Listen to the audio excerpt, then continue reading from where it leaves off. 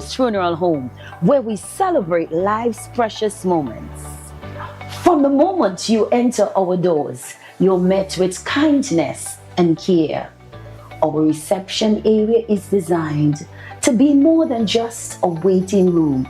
It is a place of calm, thoughtfully created to ease the weight of grief. In our private conference room, conversations are guided by empathy.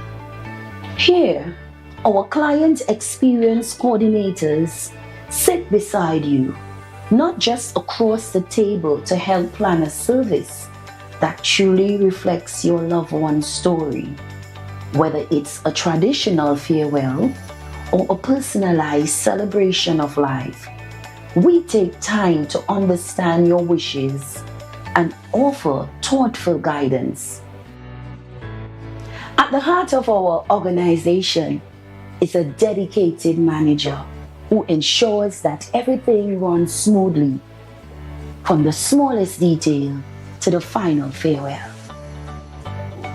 We understand that choosing a casket or a coffin is a deeply personal decision. In our selection room, we provide a calm, respectful environment where families can take their time and explore options that reflect their loved one's life, beliefs, and preference. Our spacious chapel is where memories are honored and lives are celebrated. Designed with serenity and warmth, it provides a welcoming space for families and friends to come together in reflection and remembrance.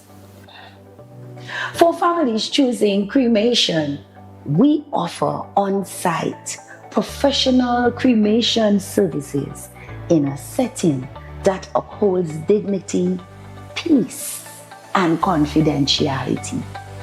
Our crematorium offers a seamless and respectful alternative to traditional burial, giving families flexibility while maintaining the highest standard of care.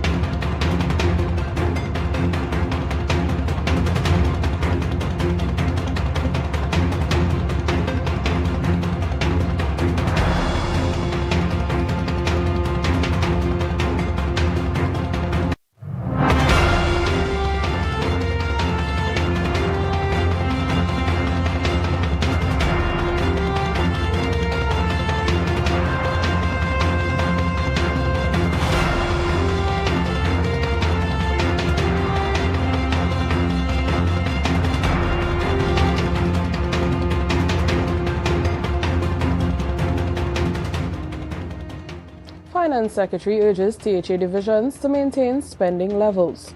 Tobago fatal shootings probe stalled, and funds already being disbursed to CPEP and URP programs. Good evening, I'm Natalia Nancis Montrishard. Welcome to the Tobago Updates Television News for Thursday, October 30th, 2025. Now to our top story. Secretary of Finance, Trade and Economy Petalon Roberts has advised all secretaries within the Tobago House of Assembly to exercise strict fiscal discipline and constrain their expenditure to 2025 levels. While several divisions noted the need for slightly higher allocations compared to 2025 to meet growing operational demands, Secretary of Finance, Trade and the Economy Petalon Roberts acknowledged their concerns and expressed a willingness to consider minor adjustments. However, she remained resolute that overall expenditure should align closely with 2025 fiscal levels to ensure financial stability and accountability.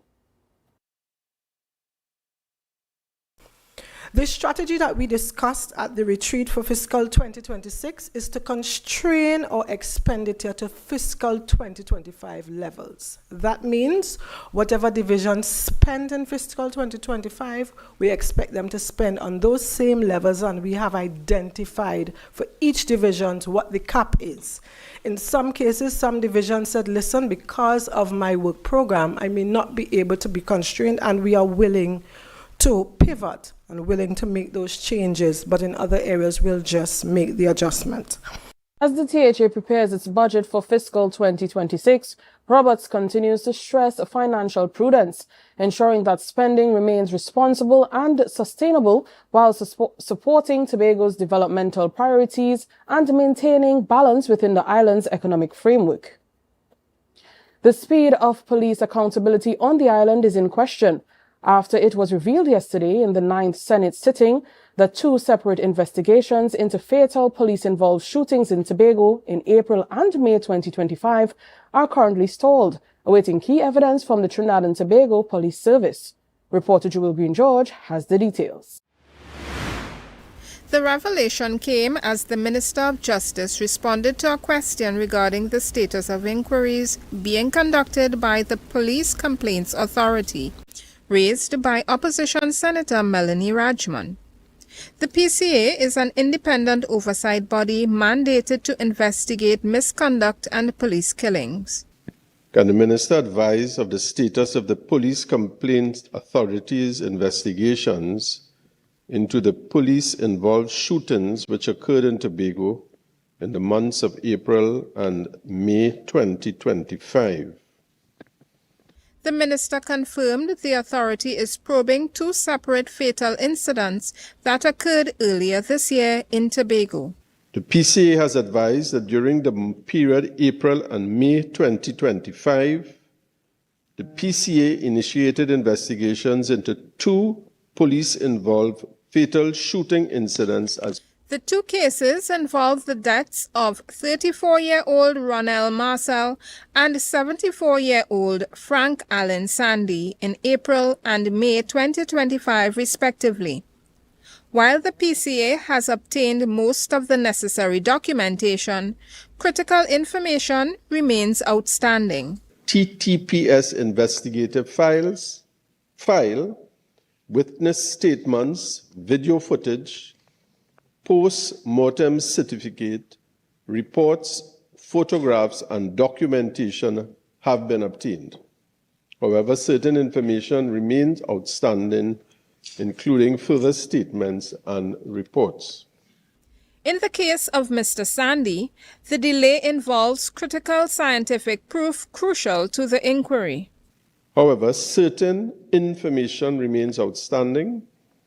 Further statement, reports, photographs, completed forms relating to firearms testing, and the TTPS investigative file, which has been requested by the PCA for audit.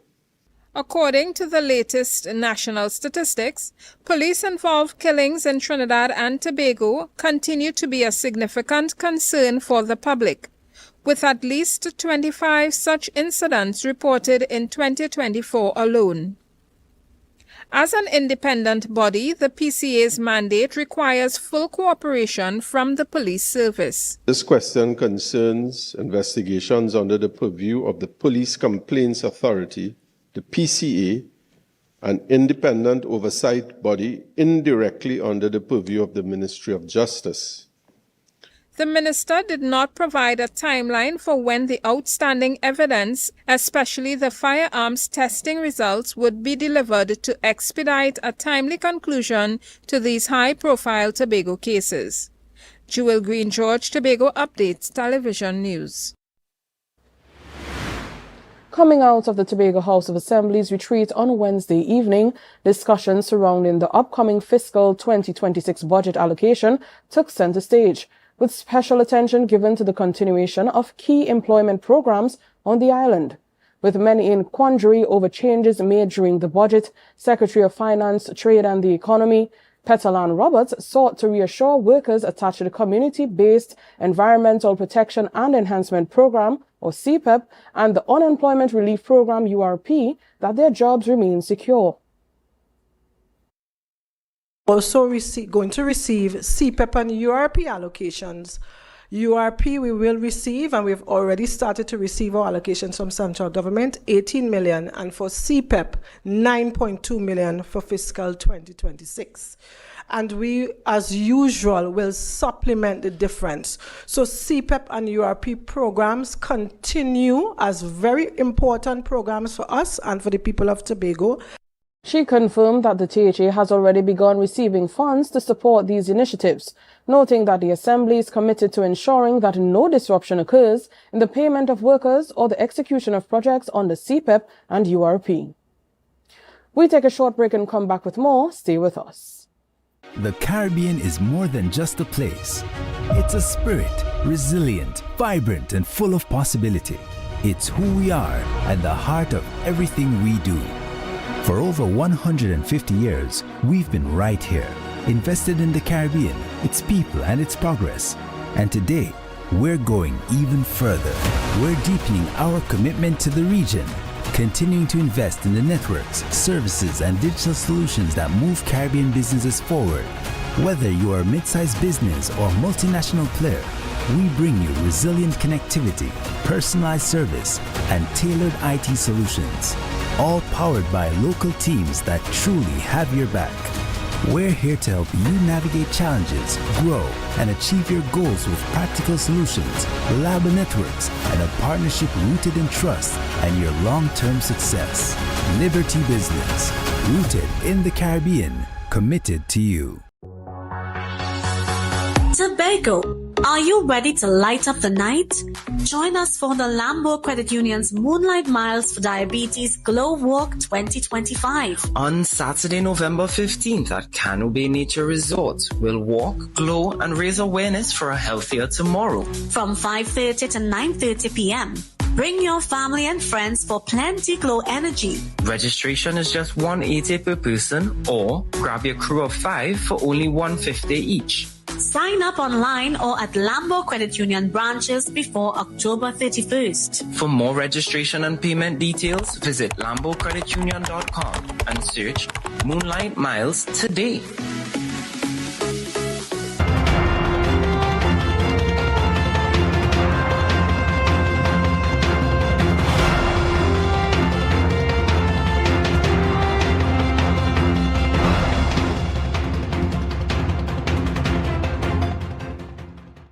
Welcome back. Thanks for staying with us. According to news reports, former Trinidad and Tobago Police Commissioner Dwayne Gibbs tragically passed away after suffering a medical emergency during the 2025 World Triathlon Championship in Wollongong, New South Wales, Australia, on the 29th of October 2025. The 70-year-old competing in the 70 to 74 age group collapsed mid-race and could not be revived despite immediate medical attention. Gibbs served as Commissioner of Police from 2010 to 2012 and was widely respected for his leadership, dedication to modernizing the force, and advocacy for fitness and officer well-being. Tributes have poured in from colleagues and members for the police service, who remembered him as a visionary leader and an inspiration to many. In a press release dated October 27th, the U.S. Embassy stated that 50 students and teachers from Lochmaben Roman Catholic School in Cedros experienced a once-in-a-lifetime opportunity, touring the formidable U.S. Navy USS Gravely DDG-107, docked in Port of Spain. Here is more. The Arleigh Burke-class guided missile destroyer, displacing approximately 9,200 tons, is moored in the capital to support a joint training exercise with the Trinidad and Tobago Defense Force.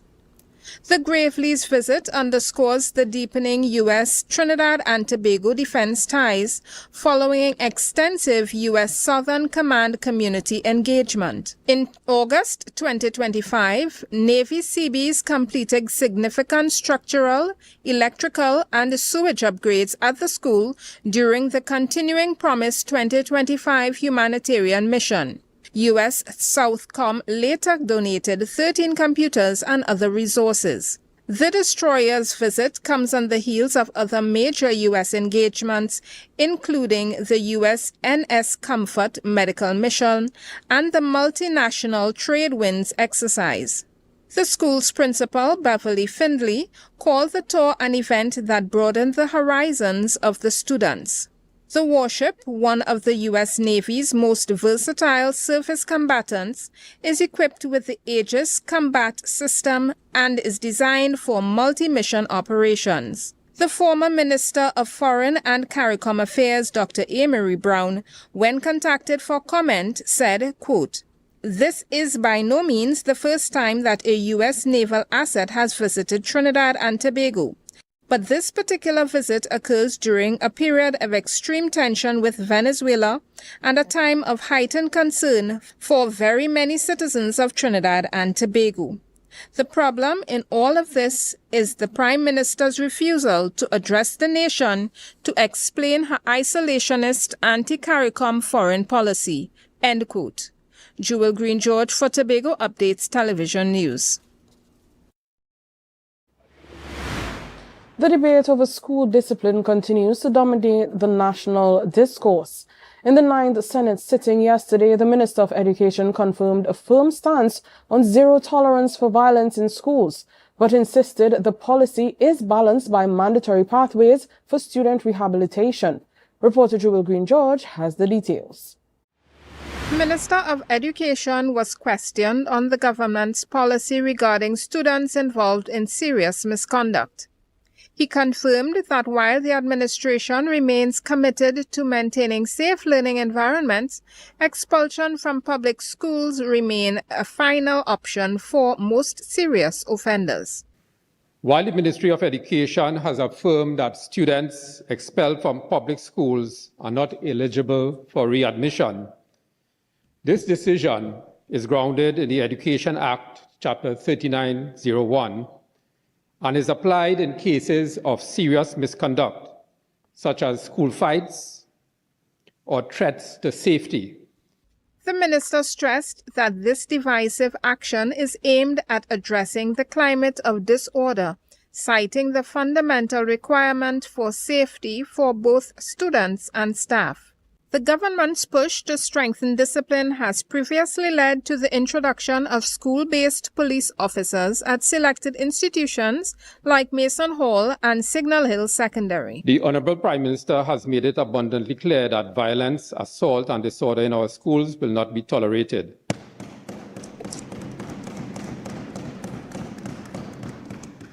Her concern is rooted in the fundamental principle that children can only learn and teachers can only teach in an environment that is safe, secure, and orderly. However, the ministry is emphasizing that the policy is not one of abandonment.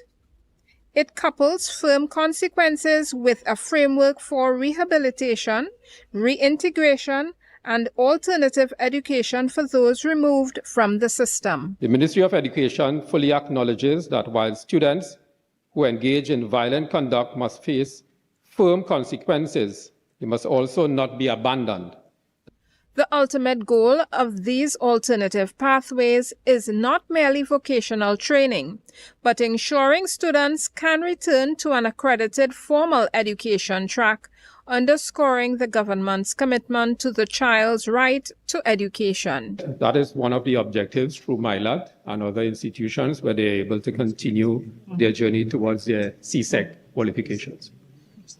The ministry also announced it is currently undertaking a comprehensive review of the National School Code of Conduct to further refine the balance between enforcing discipline and offering structured, compassionate rehabilitation.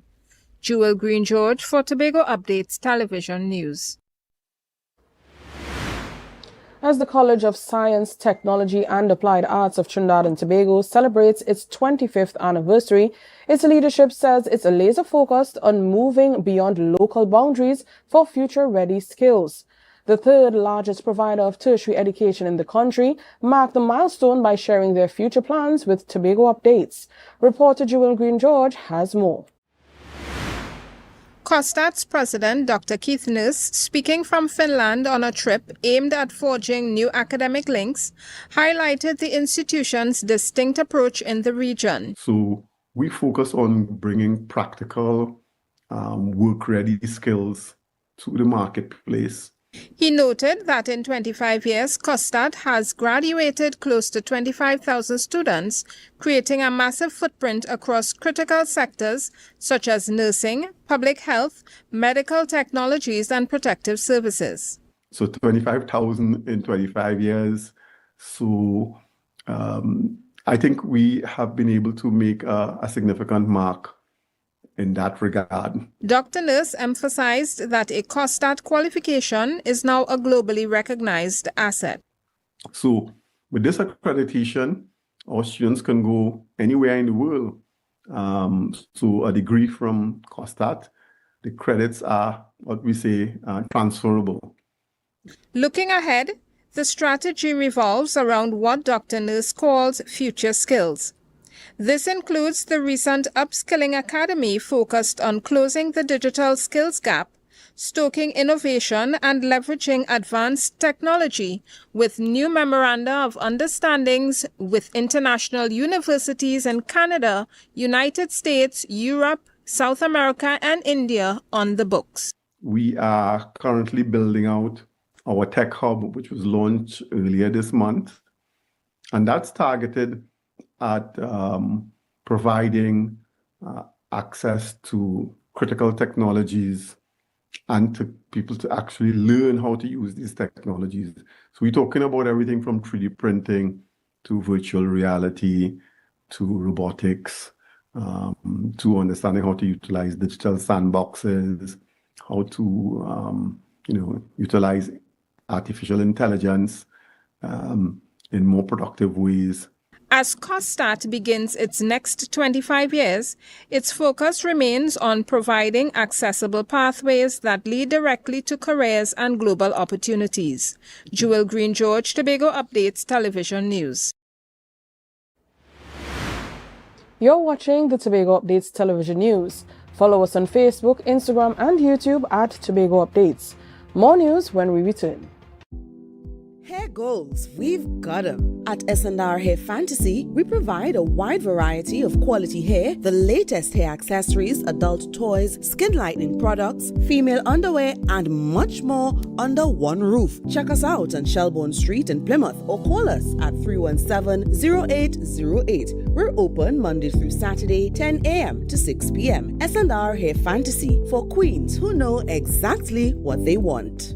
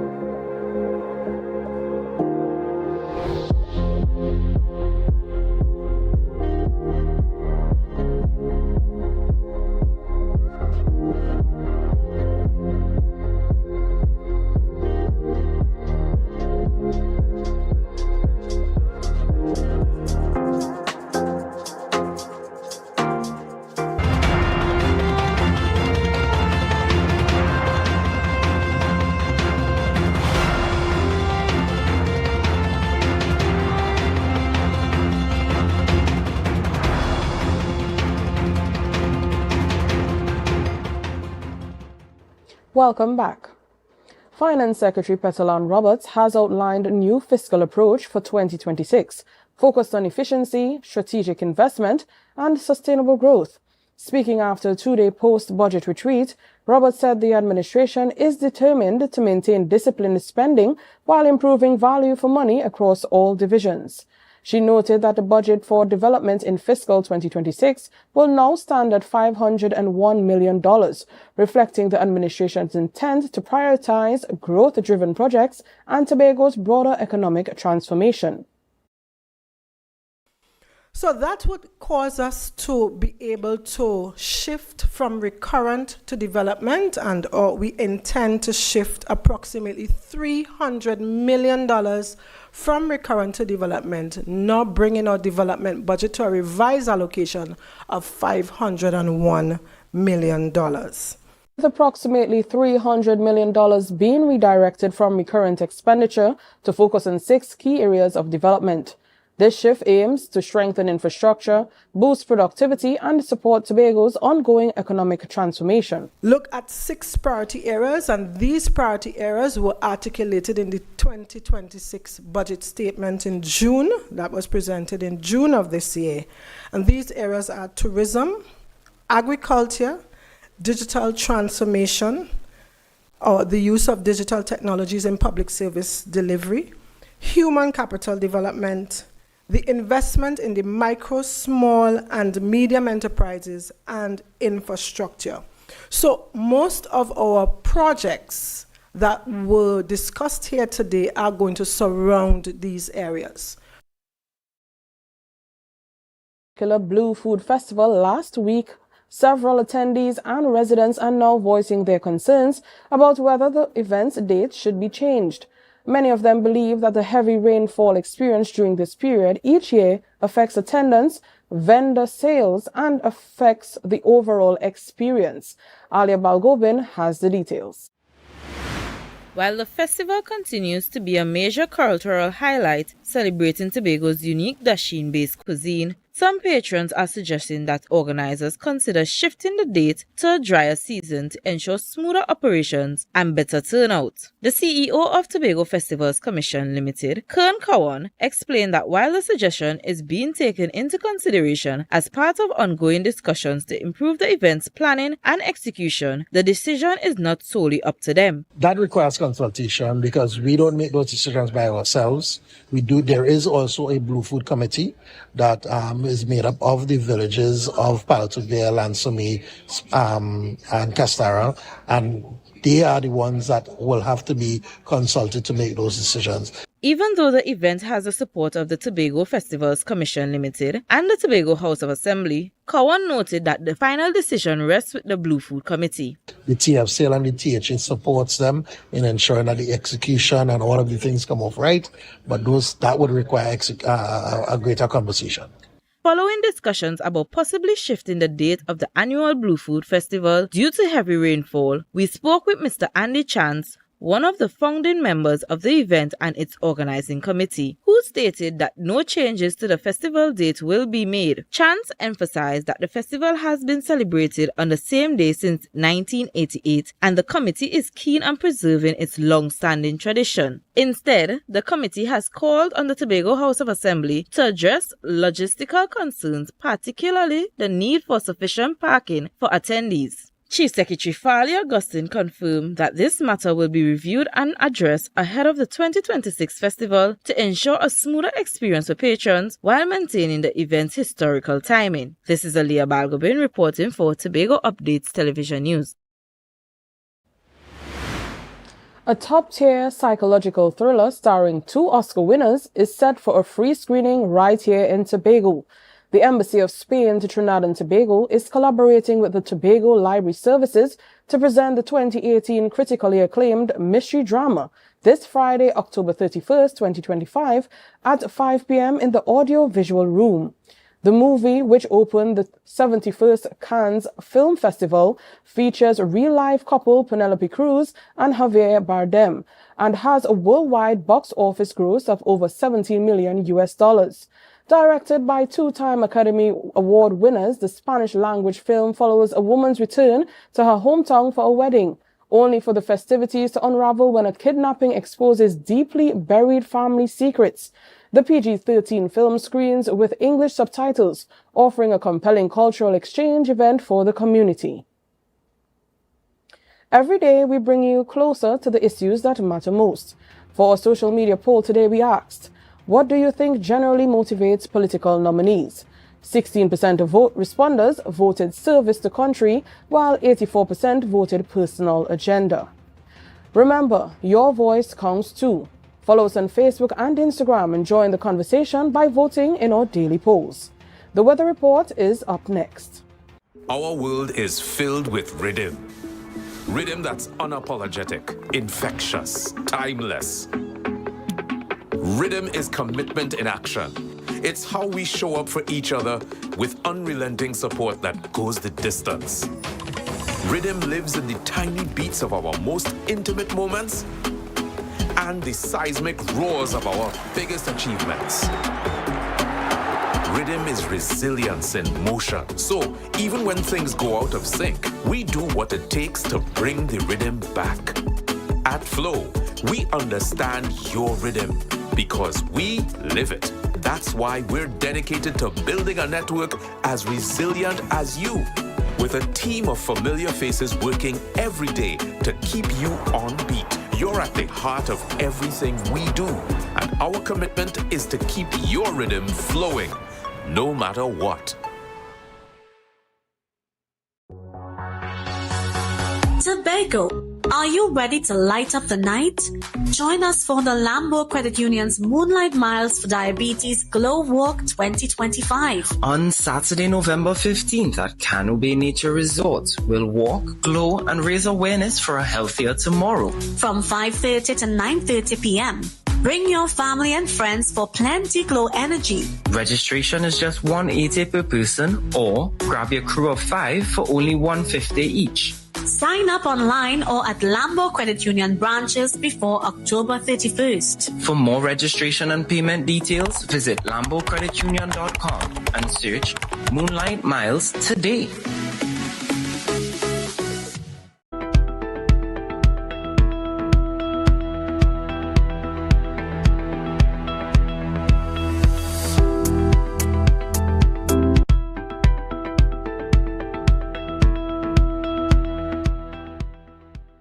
Welcome back. Now for a look at the weather update from the Trinidad and Tobago Met Office. Tonight is expected to be generally fair at first, but cloudiness and a few showers are likely to develop after midnight, especially over Tobago and eastern Trinidad. There's a medium chance of isolated thunderstorm activity, mainly during the early morning hours. Temperatures tonight will fall to around 24 degrees Celsius at Biako and 26 degrees Celsius at Crown Point. Tomorrow will bring cloudy periods with showers of varying intensity throughout the day. There is a medium to high chance of isolated thunderstorms, particularly during the afternoon. Conditions should gradually settle by evening, apart from the odd lingering shower. In the event of heavy downpours, gusty winds, street or flash flooding, and ponding are possible in prone areas. The maximum temperature tomorrow is expected to be around 33 degrees Celsius at Piaco and 31 degrees Celsius at Crown Point. Seas will be moderate, with waves between 1.5 and 2 meters in open waters and below 0.5 meters in sheltered areas around Trinidad, increasing to 1 to 1.5 meters elsewhere.